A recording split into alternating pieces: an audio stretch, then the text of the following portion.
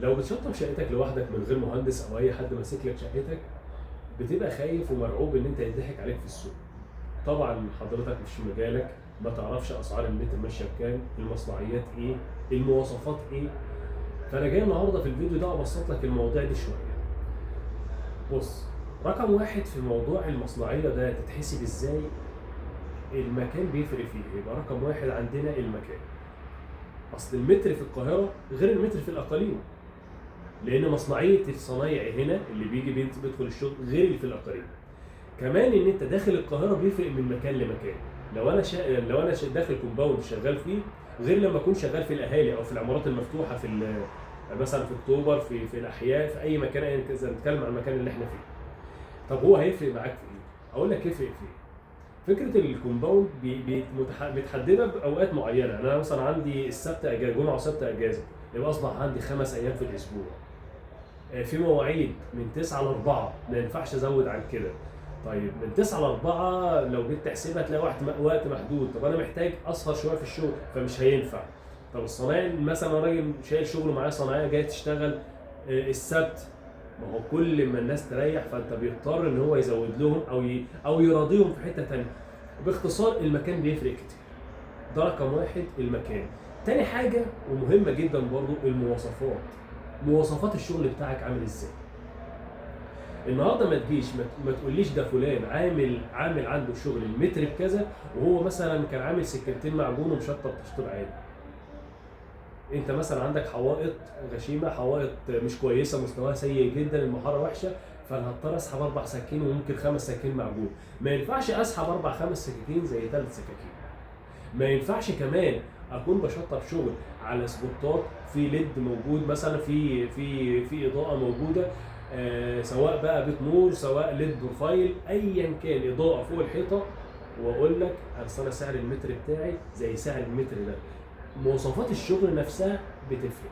حسيت انك تهت مني صح؟ بص، هلم لك الموضوع برضو بمنتهى البساطه. انت كل اللي عليك ان انت هتسال كذا حد. انا بشطب لوحدي، عايز شقتي، عايز اجيب نقاشه هنا. ما ينفعش اروح لاول واحد واقول له تمام تعالى اشتغل من بكره. لا، انت بتسال واحد واثنين وثلاثه واربعه وخمسه، وتاخد من كل واحد فيهم العرض بتاعه وتسجله. العرض بتاعه ما بيكونش عرض مادي بس، مواصفاته كمان. انت قول لي النهارده جيت عملت معاينه للشقه بتاعتي، شفت الحوائط بتاعتي، انا مواصفاتي للشغل كذا، انا عامل كذا، انا هعمل هنا بيت نور، انا هعمل كل حاجه توضحها له. قول لي بقى سعرك كام ومواصفات الشغل اللي انت هتعمله لي كام. لقيت الناس استقرت كلها او معظمها ان احنا بنتكلم في 4 سكينه معجون وخطوات الدهان والتشطيب والكلام ده كله، وسعر المتر كذا وكذا وكذا، انت بتسجل ده كويس. يبقى نقطه مهمه وانت بتتكلم مع الناس، لازم تاخد اكتر من عرض، وتسجل العروض بتاعتك دي في كراسه زي دي. وبعد ما تسجل العروض بتاعتك بالاسعار، اقول لك بقى متوسط سعر المتر ماشي كام، بما ان صنايعي شغال في السوق. متوسط سعر من 40 ل 60، من 40 جنيه ل 60 جنيه، ده على حسب مواصفات الشغل. طب حضرتك ممكن تحسبها ازاي؟ حسبه بسيطه جدا. لو انا مساحه شقتي الارضيه بتاعتها 100 متر، هضربها في 2.5 او 3، هنخليها في 3، خليك في الزياده. يبقى 100 في 3 يساوي 300 متر مربع. كويس؟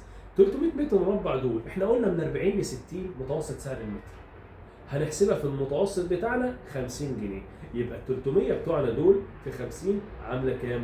عامله 15000 جنيه. دي 15000 جنيه.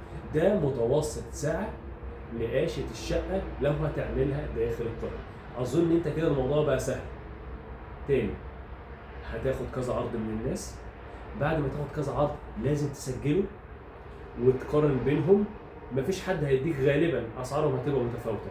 وعايز اقول لك على حاجه، لما واحد يقول لك انا هسحب 4 سكينه معجون وهاخد 50، والتاني هيقول لك 4 سكينه معجون وهاخد 55، وانا 4 سكينه معجون و45، صدقني مفيش فرق بينهم. في الغالب مفيش فرق بينهم. لو لقيت حد مثلا في المتوسط، لا هو فوق ولا هو تحت، ونفس المواصفات بتاعت الشغل اللي قالها لك، وانت شفت سابقه اعماله قبل كده، خلاص اشتغل مع ده وانت مغمض. لان في الغالب زي ما قلت لك هتلاقي كلهم مستوى واحد في النهايه. يا رب اكون فدتك ازاي تحسب سعر متر النقاشه بتاعك، وتكون سهلت عليك الموضوع. انتظروني في فيديو جديد ان شاء الله، هبين لك فيه ازاي نحسب الشقه، نطلع فيها كام متر، ازاي نسقط الفتحات بتاعتها، في فيديو جديد باذن الله. سلام.